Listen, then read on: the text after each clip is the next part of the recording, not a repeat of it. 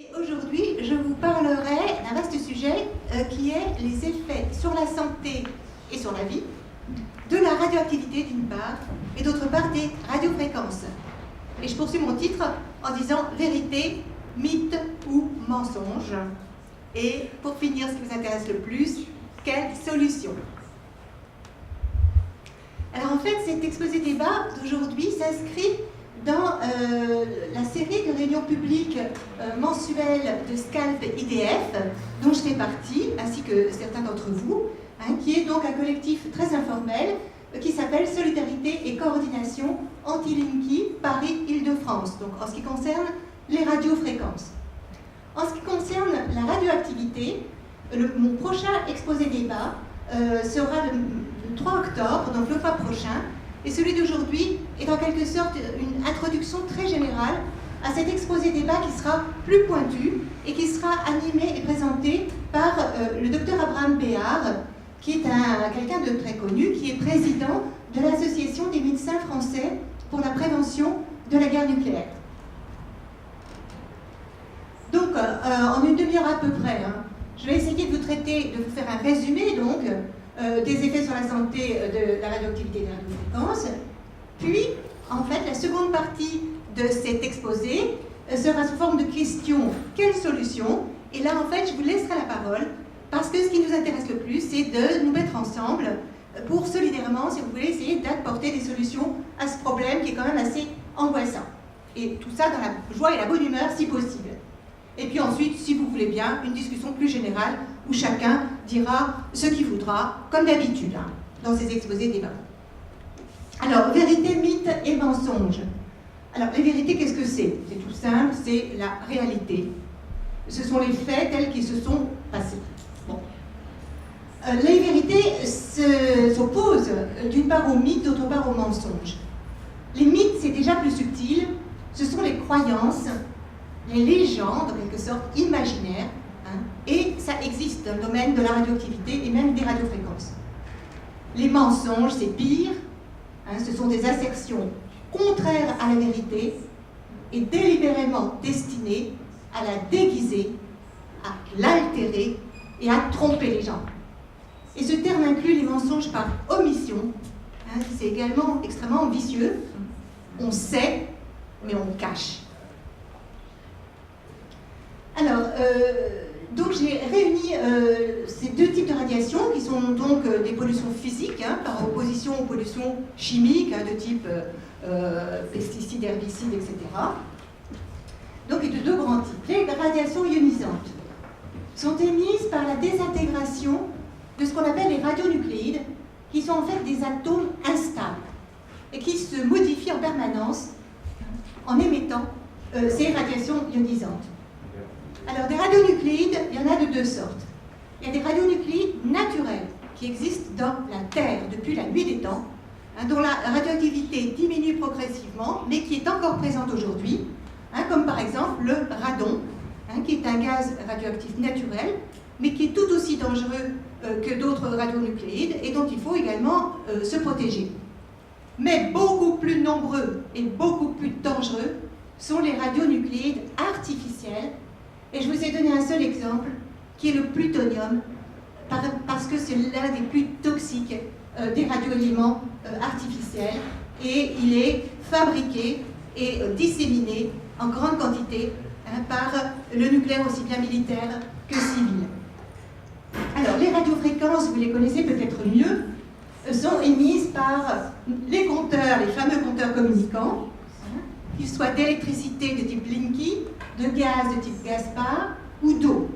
Mais vous savez que les radiofréquences sont également, nous traversent quand on utilise des technologies comme la Wi-Fi, comme les téléphones portables, comme les fours à micro-ondes.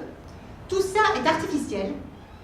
Tout ça est très différent des micro-courants électriques naturels à basse fréquence qui existent dans notre corps et qui nous permettent de fonctionner, en particulier qui permettent à nos muscles de fonctionner. Et rappelez-vous que le cœur étant un muscle, c'est très important, cette électricité naturelle, dont on peut deviner très facilement qu'elle peut être perturbée par tous ces rayonnements qu'on a actuellement et qui nous traversent. Alors, pour ceux qui n'étaient pas là la dernière fois, celles et ceux, je vous ai rappelé le spectre des rayonnements électromagnétiques tel que présenté par le ministère de la Santé. Hein, ce spectre donc, met bien en évidence ce qu'ils appellent les radiofréquences et qui a donc ce type de rayonnement a un spectre très large, puisque j'ai entouré là à gauche, ça va de 10 kHz à 300 GHz. Alors, les hyperfréquences se situent dans cette fourchette, je ne sais pas exactement d'ailleurs parmi les plus hauts je pense, mais le ministère de la Santé ne retient que le terme de radiofréquence. Et puis tout en haut, les rayonnements ionisants, à type de rayon X et de rayon gamma. Et à la frontière entre ionisants et non ionisants, on a les ultraviolets, dont on sait actuellement qu'ils sont faiblement ionisants. Alors, parmi les radiations ionisantes, seuls les rayons X et les rayons gamma sont de nature électromagnétique. Ce ne sont pas les seuls types de rayonnements ionisants. Il y a également ce qu'on appelle les rayonnements particulaires, notamment les particules alpha, comme émises par exemple par le plutonium en bas, également les particules bêta et les neutrons. Les particules alpha ont la particularité, si je puis dire, d'être volumineuses, puisque vous voyez en bas à droite, elles sont constituées de 2 protons et 2 neutrons. Elles ont donc la particularité d'être peu pénétrantes. Par exemple, si elles proviennent de l'extérieur du corps, elles sont arrêtées par la peau. Par contre, si elles sont à l'intérieur du corps, par ingestion ou inhalation de poussière contenant du plutonium, et bien là, elles sont extrêmement dangereuses à faible distance sur les tissus et sur les organes que ces particules alpha traversent. Alors, tous ces types de rayonnements ont des caractères communs. Ils sont tous invisibles, inodores, silencieux, impalpables.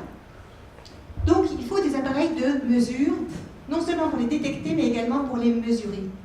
C'est là où ça commence à être problématique, parce qu'il n'existe pas un seul appareil qui puisse détecter et mesurer l'ensemble de ces rayonnements.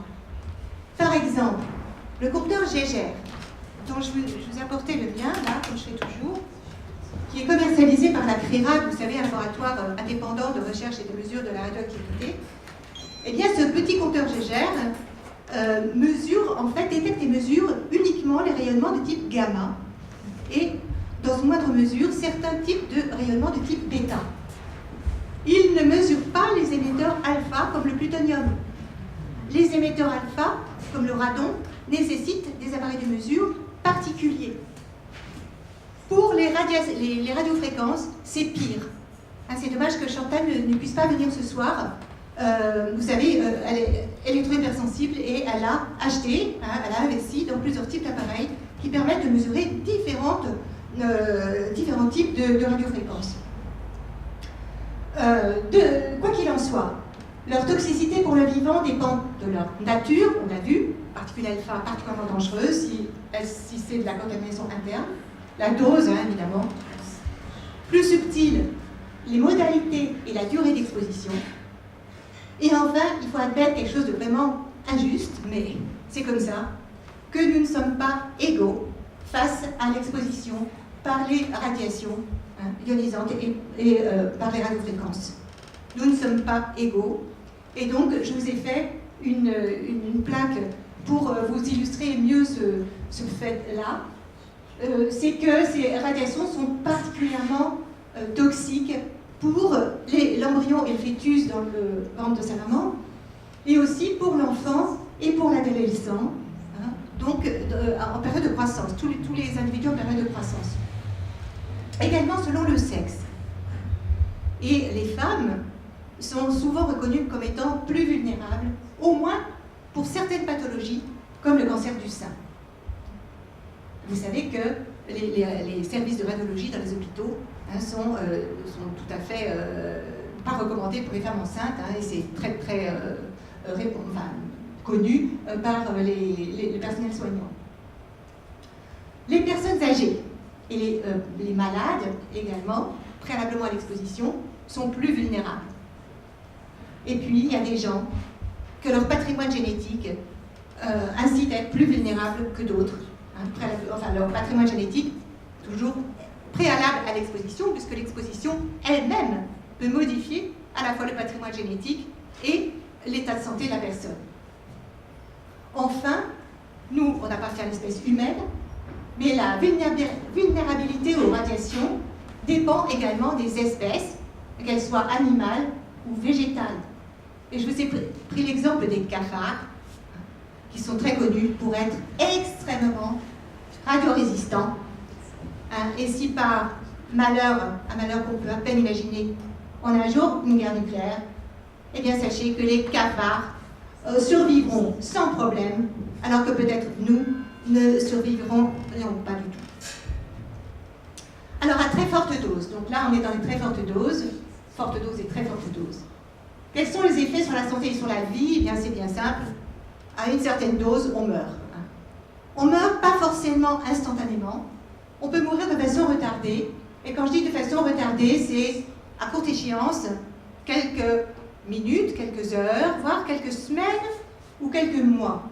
C'est le syndrome d'irradiation aiguë, qui se manifeste par, alors certains d'entre vous connaissent très bien cette liste, perte de cheveux, vous savez, ces femmes qui se peignent et dont les cheveux partent par poignées, les saignements, particulièrement les saignements du nez, comme ça a été observé au Japon, après Fukushima, après l'explosion catastrophique de Fukushima, des infections et des infections torpides qui ne guérissent pas, qui ne veulent pas guérir, fièvre, diarrhée, nausées et vomissements. Alors là, ça devient très mauvais. Généralement, la mort n'est pas très loin quand vraiment ces symptômes apparaissent. Des ulcérations muqueuses, notamment au niveau de la gorge, qui peuvent être très douloureuses. Donc des douleurs, des nécroses tissulaires, et puis chez la femme enceinte, des fausses couches ou la naissance d'enfants mort-nés. Et pour illustrer donc ce syndrome d'irradiation aiguë, à droite, l'image de cette petite survivante du bombardement atomique de Hiroshima, qui, à l'âge de 11 ans, donc, habitait une maison en bois à 2 km de l'épocentre. L'épocentre, c'est là où, juste, s'il vous plaît, en face de la bombe. Elle a perdu ses cheveux plus d'une semaine après l'explosion. On ne sait pas qu'est-ce qu'elle est devenue, probablement elle est morte quelques semaines après.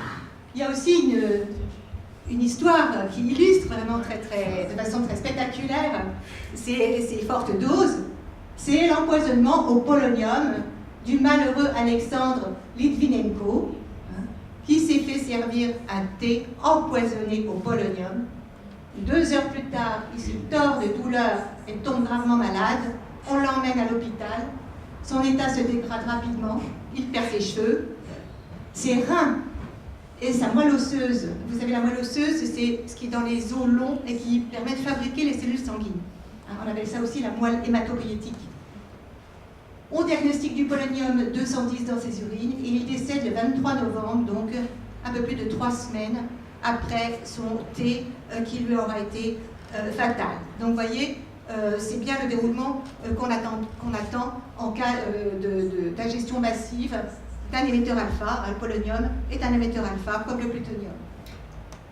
Bon, après les bombardements, après l'histoire d'Alexandre, eh bien nous avons 2400 essais nucléaires en tout dans le monde, soit atmosphériques, soit souterrains, qui en fait représentent chacun une explosion nucléaire comparable, bonjour Nadejda, comparable au bombardement de Hiroshima et Nagasaki, est beaucoup plus puissant.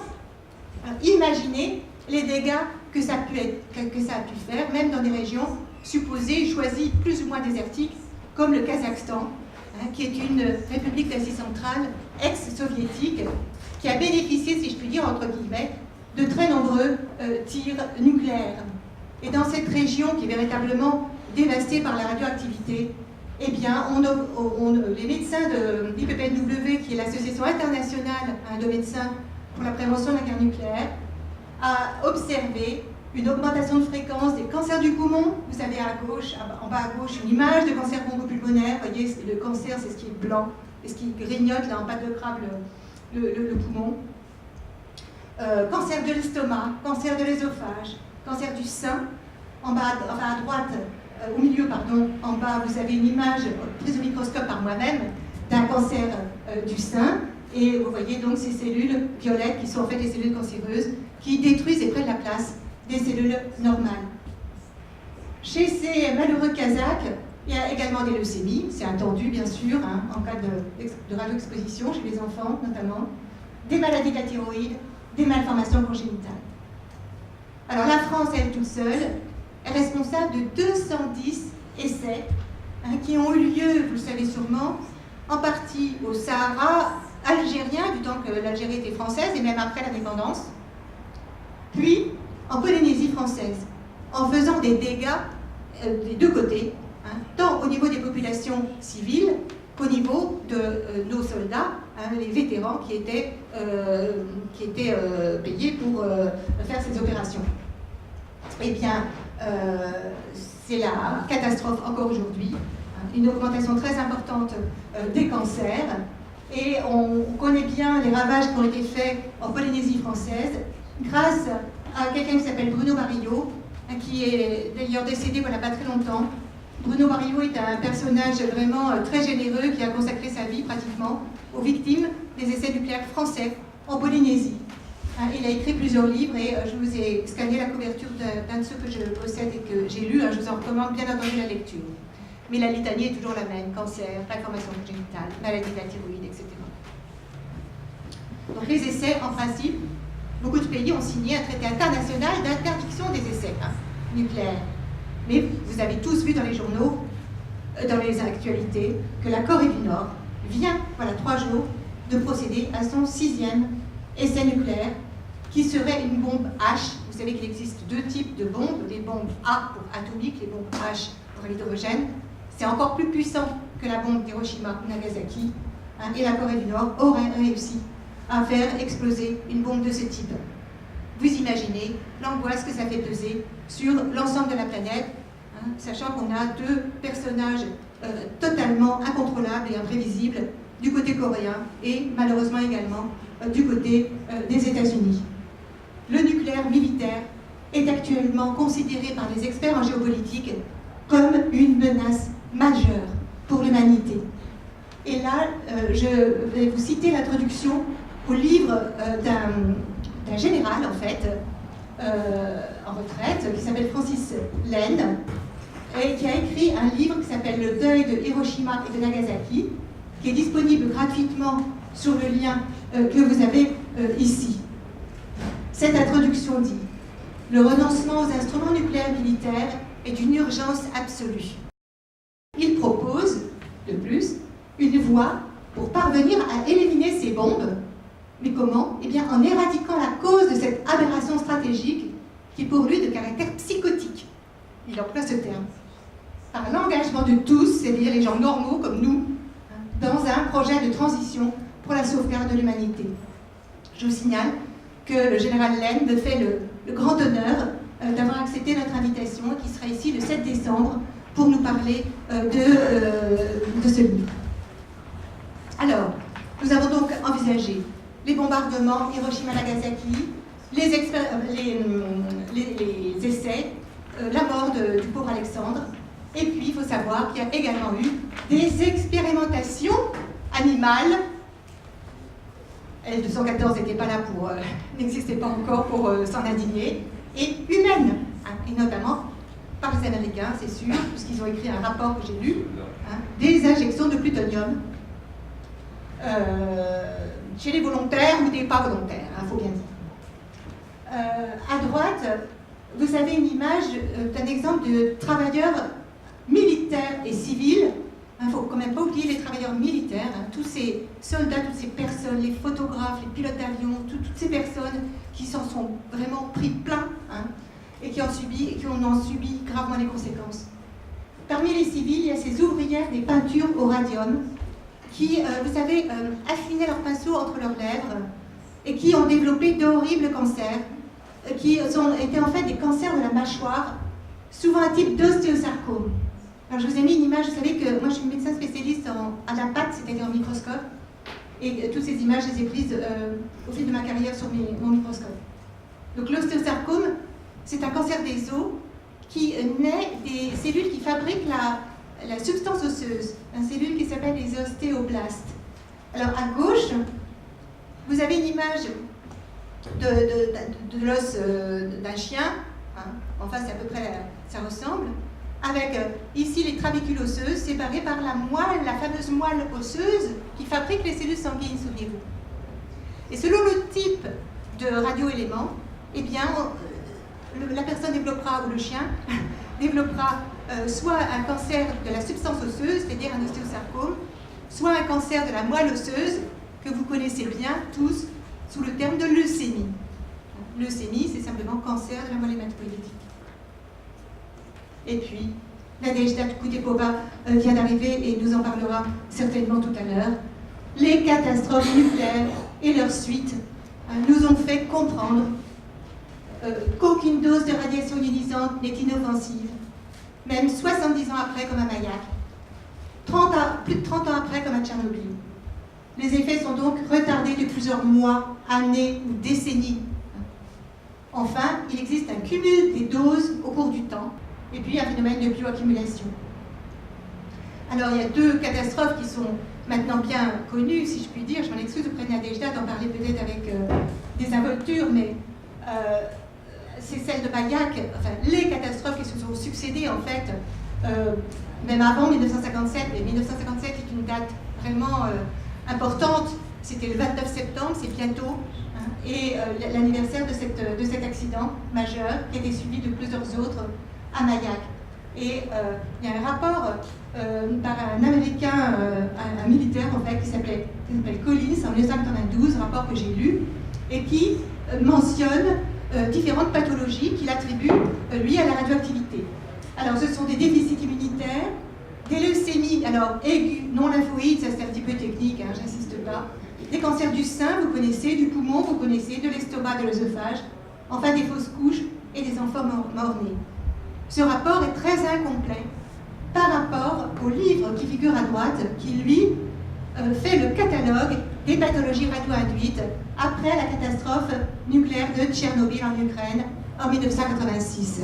Donc ce livre, écrit par un grand scientifique qui s'appelle Yablokov, et puis les Nesterenko, hein, qu'a bien connu Yves Lenoir, hein, qui est aussi un de nos invités favoris, et Nesterenko, père qui est décédé, et fils qui est tout à fait vivant, et qui va bientôt d'ailleurs venir en France parler de Tchernobyl. C'est la suite de Tchernobyl. Alors, chez les enfants, vous savez que tout ce qui est radiation chez les enfants, c'est, je vous l'ai dit tout à l'heure, je vous le rappelle, c'est plus évident, si vous voulez, quand les pathologies radio-induites apparaissent, que chez les adultes. Les enfants de Tchernobyl, je vous ai là listé les pathologies, disons, les plus spectaculaires. Hein, elles sont d'une part cardiaques et d'autre part, à mon sens, neurologie. Cardiaque, c'est la mort subite. Hein, des enfants qui tombent morts dans la cour de l'école en faisant un petit peu de gymnastique. Alors, bon, il y a des médecins biélorusses, et notamment un couple qui s'appelle Podrzejewski, qui a bien étudié toutes ces altérations du muscle cardiaque liées au césium 137, vous savez, qui est un radioélément répandu en grande quantité après les explosions nucléaires. Il y a également des troubles du rythme cardiaque qui eux-mêmes peuvent donner une mort subite. Une hypertension artérielle chez un enfant, habituellement c'est extrêmement rare. L'hypertension artérielle, c'est un symptôme de personnes âgées. L'hypotension aussi peut survenir en alternance. Alors quand la tension monte, descend, etc., c'est très mauvais. Hein. Bon. Et puis donc ça favorise également l'athérosclérose, infarctus du myocarde, qui bien entendu n'est pas une maladie de l'enfant, hein, qui devrait rester une maladie de l'adulte. Et puis les témoignages de ces institutrices, absolument, ces témoignages poignants d'enfants qui dans leur classe d'école dorment, somnolent, sont absolument incapables de fournir le moindre effort intellectuel. Ils montrent une espèce d'apathie chronique, à la fois physique et intellectuelle. Alors, dans ces populations, l'irradiation externe a plutôt tendance à diminuer avec le temps. Par contre, c'est la contamination interne qui augmente, non pas tellement par l'inhalation de poussière qu'il y a dans l'air, il y en a, notamment pendant les incendies de forêt, vous savez, ces incendies qui se multiplient partout dans le monde, et entre autres en Russie, dans la région de Tchernobyl, qui remue toutes les poussières radioactives, et ça on peut en inhaler par les voies respiratoires. Mais surtout, c'est l'ingestion de ces populations trop pauvres pour manger autre chose que les légumes qu'ils cultivent dans leur jardin radiocontaminés et le lait de leurs vaches qui sont nourris avec du foin contaminé. Tout ça est désastreux pour les enfants puisqu'ils réalimentent, si vous voulez, en quelque sorte leur organisme en permanence par des radionucléides, et notamment du césium 137. Alors, ce livre, je l'ai lu 2 ou 3 fois parce qu'il est assez difficile à saisir. Il est aussi très... c'est bouleversant, si vous voulez, de lire ce livre. Et grosso modo, je vous en ai fait un résumé vraiment qui est critiquable parce qu'il est extrêmement succinct. C'est cette liste qui n'est pas exhaustive, qui est déjà très longue parce que tous les organes peuvent être atteints. C'est pas difficile. La radioactivité n'épargne personne, n'épargne aucun type cellulaire. Donc on peut avoir des cancers. Les plus connus, les mieux étudiés sont les leucémies et les lymphomes. Les leucémies, donc cellules sanguines, lymphomes, lymphocytes, et tous les autres types de cancers, à peu près. Après, on a des pathologies non cancéreuses, en particulier des pathologies immunitaires, auto-immunes notamment, ou alors des anomalies variées sur le plan immunitaire, pathologies cardiovasculaires, oculaires, alors là c'est horrible, ces enfants qui deviennent aveugles, soit par atteinte du cristallin, c'est la cataracte, soit par atteinte de la rétine, les rétinopathies. Atteinte endocrinienne et métabolique, la thyroïde est très très sensible aux radiations, le diabète par atteinte du pancréas, diabète de l'enfant, anomalies respiratoires, anomalies digestives, anomalies neurologiques, fatigue chronique, appelée Bura Bura en japonais, apathie, dépression, même, je vous en ai parlé, le vieillissement accéléré. Donc, en fait, grosso modo, c'est les enfants qui développent des pathologies d'adultes qui en meurent. Mort prématurée, donc. Et puis, pour les femmes, stérilité, trouble de fertilité au sens large, modification du sexe ratio à la naissance. Alors là, c'est un signe extrêmement subtil parce que c'est en défaveur des filles. Donc, une modification de ce sexe ratio est un signe indirect en faveur d'une radiocontamination. Ça a été démontré dans les pays d'Europe de l'Est, traversés par le nuage de Tchernobyl.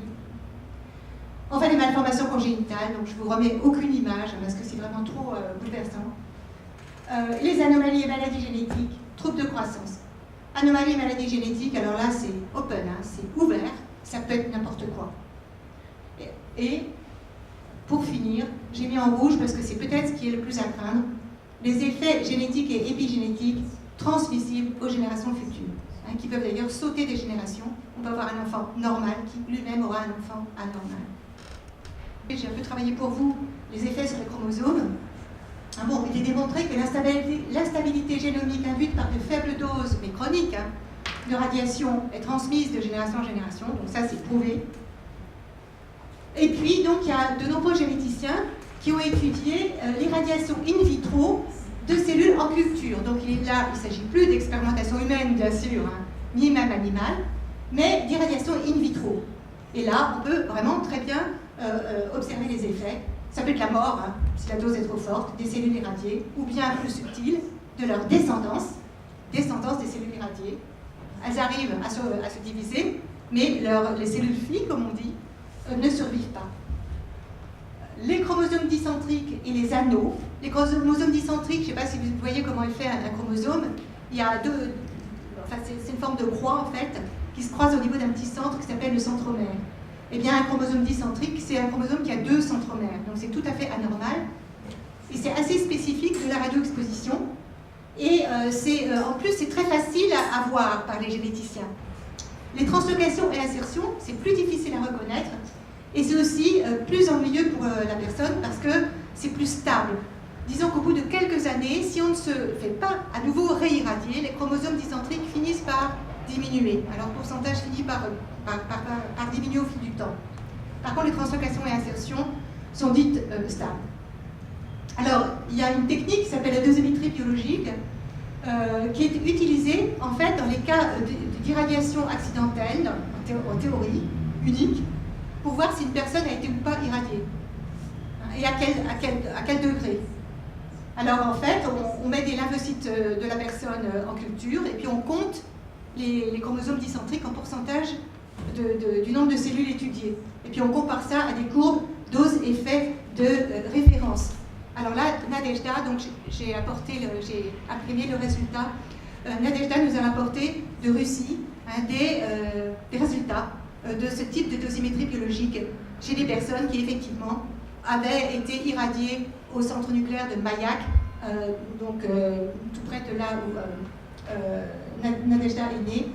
Et donc ces résultats montrent un pourcentage très élevé, augmenté, disons, de chromosomes dicentriques. Et puis, en reportant sur les courbes, quand on dit les courbes de l'iode, eh bien, on arrive à estimer plus ou moins précisément la dose qu'ils ont reçue. Alors, dans la région de Fukushima-Daiichi, vous savez, la catastrophe nucléaire en 2011, il y a également des travaux qui ont été publiés chez les humains, en haut à gauche, notamment les cancers de la thyroïde. Ça a été publié en 2016, donc moins de 5 ans après la catastrophe. En bas à gauche, les oiseaux. En haut à droite, les papillons bleus. Les végétaux également ont des malformations et souffrent de la radioactivité. En France, vous allez me dire tout ça c'est loin. La Russie c'est très loin, le Japon encore plus. Mais en France, beaucoup considèrent que malheureusement, la catastrophe d'origine nucléaire est déjà en cours et à plusieurs titres. Sur le plan sanitaire, puisqu'on doit en parler aujourd'hui, les installations sont de plus en plus polluantes. Ça fuite partout, on peut vous le dire. Que ce soit dans l'eau, et en particulier dans nos eaux de boisson, et Roland Desbordes, président de la CRERAD, est venu ici faire 2 exposés consécutifs, l'un sur l'eau et l'un sur les aliments. Ça fuit dans l'eau, dans nos nappes phréatiques, ça fuit dans l'air, ça fuit dans le sol, ça bouge après, du sol ça va dans l'eau, etc. Et puis il y a l'accumulation irréversible de déchets qui sont en train d'essayer d'enfouir dans le sol, à Bure, vous savez, en Champagne. Et il y a aussi les blessés de la radioactivité de façon indirecte, c'est-à-dire nos amis militants qui ont manifesté cet été contre ce projet d'enfouissement des déchets nucléaires et qui se sont fait gravement blessés par les tirs de la police. Sur le plan social, les sous-traitants, vous savez que de plus en plus, les industries nucléaires, comme d'autres d'ailleurs, mais dans le nucléaire c'est particulièrement flagrant, emploient des sous-traitants, donc emploient des entreprises qui emploient des entreprises, etc., parfois avec 6 à 7 niveaux de sous-traitance. Au bout du compte, les responsabilités sont complètement diluées et ces sous-traitants qui sont des populations très nomades, ils vont d'une centrale nucléaire à l'autre, sont extrêmement exposés aux conséquences sanitaires de la radioactivité. Et en plus, ils sont vraiment maltraités, si vous voulez, dépressifs, etc. Sur le plan technique, alors là, Stéphane Lhomme vous en parlerait mieux que moi. Le vieillissement des centrales, plus elles sont vieilles, plus elles fuient, je le disais, plus il y a un risque d'accident également. Les malfaçons, avec vous savez, le pourcentage de carbone dans l'acier des cuves et des générateurs de vapeur, c'est bien connu. On est en train de faire fonctionner des centrales qui ont des malfaçons graves, qui fragilisent l'acier. Et puis les falsifications de documents, comme notre sûreté, est entre les mains de gens qui falsifient les rapports de sûreté. Vous imaginez.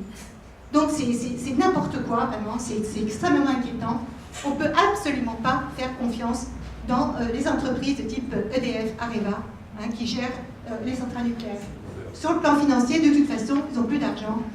Areva est en faillite et est en train de survivre grâce aux milliards que l'État leur injecte, nos milliards, notre argent. Et l'EDF est également en très graves difficultés financières. EDF, qui, je vous le rappelle, est la maison mère d'Enedis, ex-ERDF, cette entreprise qui a le monopole de la distribution d'électricité et qui veut nous imposer les nouveaux compteurs Linky. Tous ces gens-là sont aux abois sur le plan financier et ils font n'importe quoi pour essayer de survivre. Les travailleurs sont les premières victimes en fonctionnement dit normal et en cas d'accident. En fonctionnement dit normal, ça a été publié l'année dernière, donc c'est maintenant, même les plus pro-nucléaires, les plus pourris des pro-nucléaires, sont obligés de le reconnaître. La radioactivité est cause d'une augmentation du nombre de leucémies chez les travailleurs du nucléaire en fonctionnement dit normal. Ça veut bien dire qu'ils sont mal protégés et qu'ils sont exposés à une radioactivité excessive. Ainsi que les populations vivant autour des installations nucléaires. Alors à moins de 5 km, moins de 10 km, bon les chiffres varient, Et puis les études ont porté surtout sur les enfants qui sont plus faciles à étudier parce que vous avez compris que les pathologies sont normalement rares chez les enfants, donc quand ça augmente, c'est plus facile à détecter que chez un adulte de mon âge qui a déjà potentiellement plusieurs pathologies.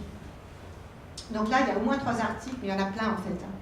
Je vous ai mis celui 2011-2012 qui également démontre tout à fait cette relation.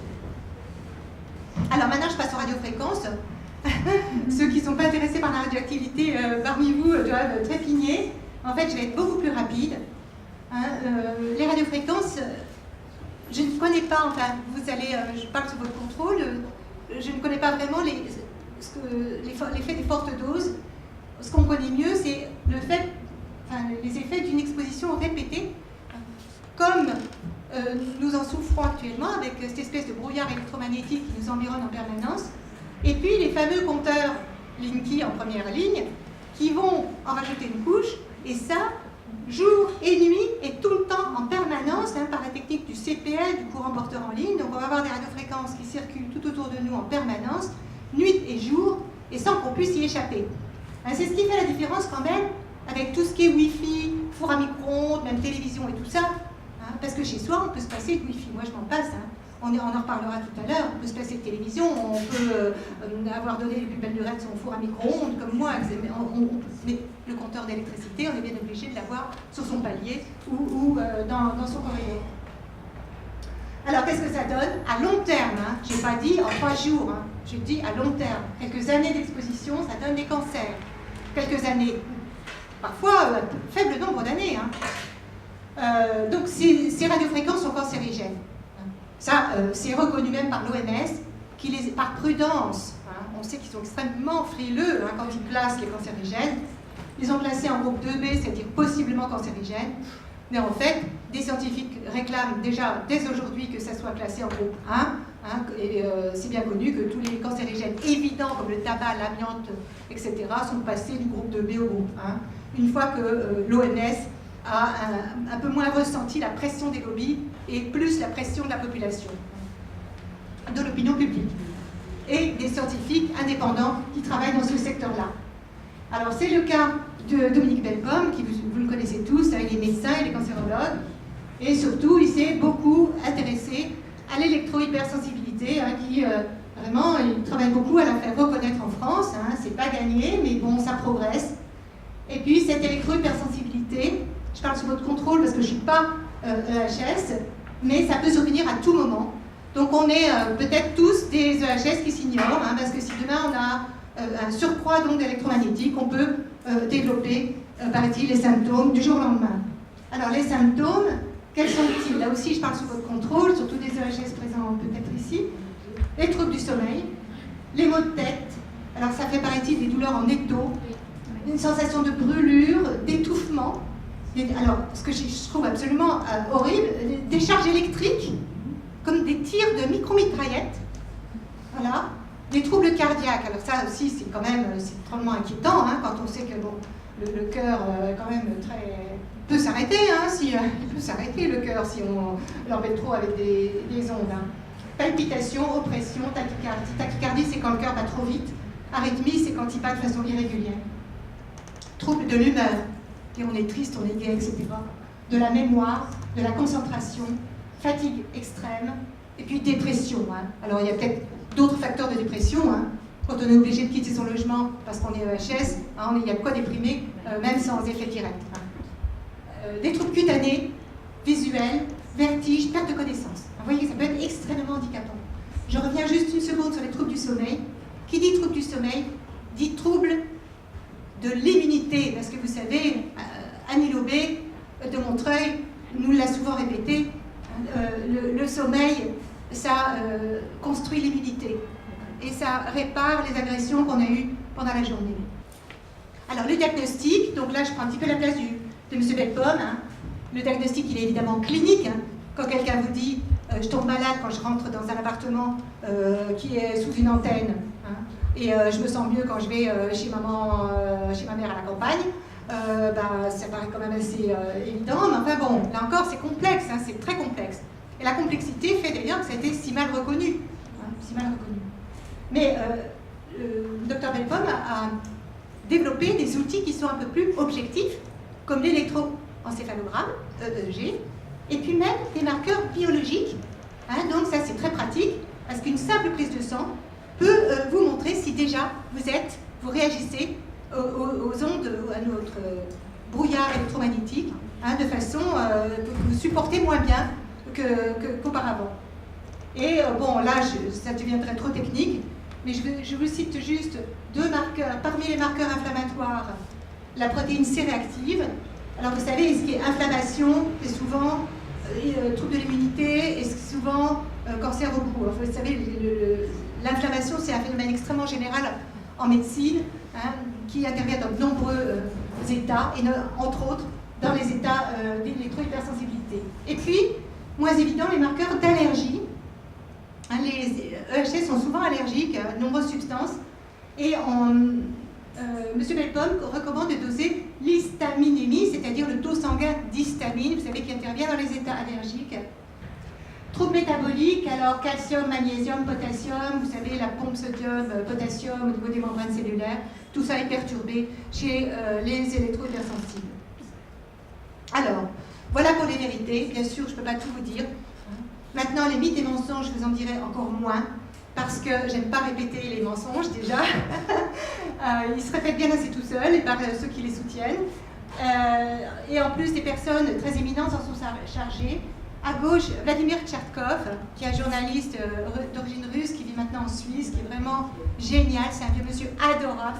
Et il a écrit ce livre passionnant qu'il a intitulé « Le crime de Tchernobyl ». À droite, notre Yves Lenoir, que je mentionnais tout à l'heure, a publié l'année dernière un livre super, vraiment super intéressant, qui s'appelle « La comédie atomique », qui parle beaucoup de Tchernobyl, parce que Yves Lenoir connaît très bien les Tchernobyl encore aujourd'hui, surtout sur le versant biélorusse, avec son association Enfants de Tchernobyl-Bélarus, Biélorussie. Mais également, il parle même de Mayak, il parle de beaucoup de choses dans son livre. Il parle surtout des mensonges du lobby atomique. Et qu'est-ce que c'est que ce lobby? C'est des organismes quand même très haut placés sur le plan international, jusqu'à l'ONU, et qui ont intégré l'OMS en leur sein. Donc ça, je ne vais pas vous développer parce que Yves Lenoir nous en a déjà parlé, nos amis japonais qui connaissent aussi très bien la question nous en ont déjà parlé. Bilan des courses, ne pas compter sur l'OMS, qui de toute façon est une agence de l'ONU liée à l'AIEA, l'Agence internationale de l'énergie atomique, qui est complètement pro-nucléaire. Donc, rien à attendre de ce côté-là. Et puis, de plus en plus de voix s'élèvent parmi des gens qu'on connaît très bien, comme Annie Tebomouni. Enfin, j'ai jamais rencontré Stéphane Foucard, mais son livre est également bien intéressant. Annie Tebomouni également est venue ici parler de son combat en faveur des travailleurs, elle surtout, et notamment des sous-traitants. Donc ces gens dénoncent la fabrication de l'ignorance. Il y a des scientifiques qui sont vraiment payés pour nous raconter des mensonges. C'est évident pour le tabac, le plomb, l'amiante. Enfin, ces scientifiques, c'est vraiment la honte de l'humanité, quoi. Ils profitent de leur statut, si vous voulez, pour mentir. Alors, peut-être eux-mêmes ne se rendent pas compte, mais en fait, quand même, quand on a fait des études, on est censé quand même comprendre ce qu'on fait. Ou alors ils sont totalement aveuglés, et certains parlent de religion atomique. Les gens sont tellement persuadés, ils sont persuadés qu'ils ont raison, quoi. Tout petit, on leur a dit ça, et puis ils n'ont jamais remis en question. Zéro esprit critique. Voilà, ils ont gobé, ils sont formatés, et puis après ils répètent, et puis après leurs descendants, leurs remplaçants, quand ils prennent leur retraite en général très tardivement, parce que c'est des ancêtres qui vont nous rabâcher les mêmes mensonges. Corruption, il y en a qui se font payer carrément. Asservissement sur le plan de la carrière. Alors là, c'est aussi, si vous voulez, quand on se bat contre le nucléaire, quand on est médecin et qu'on est anti-nucléaire, votre carrière est fichue. Quand on est scientifique, ingénieur, si vous voulez, c'est pareil. On est mis au banc de la communauté scientifique. Ça joue quand même. Une carrière fichue, voilà un mécanisme d'asservissement. Et puis les conflits d'intérêts. qui sont absolument omniprésents. Là aussi, il y a des gens qui dénoncent, qui disent telle personne, soi-disant, elle nous donne des avis scientifiques dans des organismes internationaux, mais par ailleurs, elle a tel et tel intérêt dans le lobby nucléaire. Et c'est par tout le monde. Et c'est pareil pour les ondes électromagnétiques. Alors, je ne sais pas tout, je ne peux pas tout vous dire. Comme dit un ami avec son faux proverbe chinois, je connais 1000 choses, mais j'en ignore 10 000, donc ne posez pas trop de questions, je ne répondrai pas forcément à toutes. Et puis, donc, on ne sait pas tout non plus. Hein. Il n'y a pas quoi que c'est pas tout, on ne sait pas tout. Il y a des controverses scientifiques, quand même, des vraies controverses scientifiques encore en cours, les mécanismes sont encore mal connus, etc. Et puis là, du même ami, une citation d'Othello, ces informations contradictoires me disent qu'il faut continuer à être inquiet. En d'autres termes, c'est très mauvais pour la santé tout ça. Hein. Et j'espère que vous en arriverez aux mêmes conclusions que moi. Il faut arrêter le nucléaire, il faut refuser les compteurs communicants. Donc, place à l'action. Quelle solution? J'en ai pour une seconde. Là, c'est une photo de ma fille cadette qui a choisi sa solution. Toute jeune encore, pratiquement à la sortie de ses études. Et elle m'a beaucoup aidée, je dois dire, ma poupette, pour progresser sur le chemin de ce que je considère être un monde meilleur. C'est d'ailleurs comme ça que j'ai intitulé la SOS, donc j'ai la chance d'être présidente. Poum, pour un monde meilleur, avec le site que j'ai créé pour héberger les vidéos des exposés débats comme celui d'aujourd'hui. Et puis je vous recommande 2 personnes également.